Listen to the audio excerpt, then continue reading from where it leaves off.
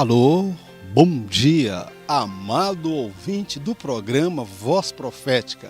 Estamos aqui encerrando já a semana, caminhando já para a reta final e estamos aqui ainda no cemitério Memorial Park. É o lugar onde Deus deseja nos ensinar lições para as nossas vidas. Aqui é o lugar onde nós meditamos e refletimos do destino final. Aqui morre a arrogância, aqui cessa a prepotência, a soberba. Aqui nós vemos nesse lugar, eu olho, vejo muitas sepulturas. Fico a imaginar que eu já participei de alguns velórios, de alguns conhecidos, de algumas pessoas que eu amava muito. Aqui é o lugar onde a história se encerra para muitos. E depois daqui, nós acompanhamos a pessoa até aqui, mas daqui em diante, a pessoa ela vai sozinha enfrentar a eternidade. Verdade é que não podemos mudar a história daqueles que partiram. Não existe oração para mortos, não existe oração depois do 7º dia para aqueles que já partiram. Existe sim oração para aqueles que estão vivos. Existe sim palavras que podemos transmitir para mudar a história daqueles que estão vivos. Porque aqueles que já partiram, meu amado, eles já encerraram a sua história, fizeram a sua escolha. A vida é feita de escolha. Não posso mudar a história de quem já partiu, mas eu posso mudar a história daqueles que ainda não partiram. Eu gostaria para a nossa meditação, neste dia, que você, se tiver com a sua Bíblia, abra sua Bíblia em Atos dos Apóstolos, no Atos dos Apóstolos, capítulo 16, no versículo 27. Atos dos Apóstolos, capítulo 16, verso 27. Acordando o carcereiro, e vendo abertas as portas da prisão, tirou a espada e quis matar-se, cuidando que os presos já tinham fugido. Mas Paulo clamou com grande voz, dizendo: não te faças nenhum mal, que todos estamos aqui. Não te faças nenhum mal, que todos estamos aqui. Meu amado ouvinte, como já foi dito, nós não podemos mudar a história de quem passou para a eternidade. Nós não podemos mudar a história de quem morreu, porque ele já fechou já a sua história. O homem está dado, morreu uma só vez, depois disso segue-se um juízo. Mas eu quero lhe dizer, meu amado ouvinte, podemos mudar a história daqueles que estão vivos. Eu olho nesse relato bíblico, a Bíblia fala aqui de um carcereiro.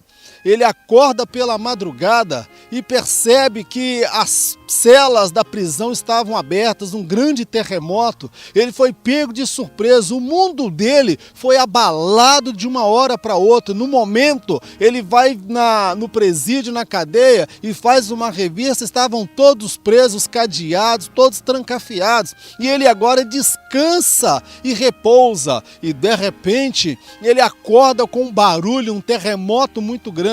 E para o desespero dele, era só o começo do seu desespero. Ele começa agora a perceber que as celas das prisões estavam abertas. Eu vejo um homem cujo mundo desabou sobre a sua cabeça. O homem que agora entra em desespero, ele perdeu o controle da situação. Ele estava agora num desespero total a ponto de querer tirar a própria vida. E nesse pensamento ele pega a espada. Se fosse nos nossos dias, seria um revólver. Se fosse nos nossos dias, seria uma medicação, um veneno. Se fosse nos nossos dias, talvez ele entraria na frente de um caminhão, ele entraria na frente de um ônibus, ou quem sabe pularia de um prédio. Verdade é que ele queria acabar com a sua vida, porque a vida para ele perdeu o sentido, a vida para ele perdeu a razão de ser.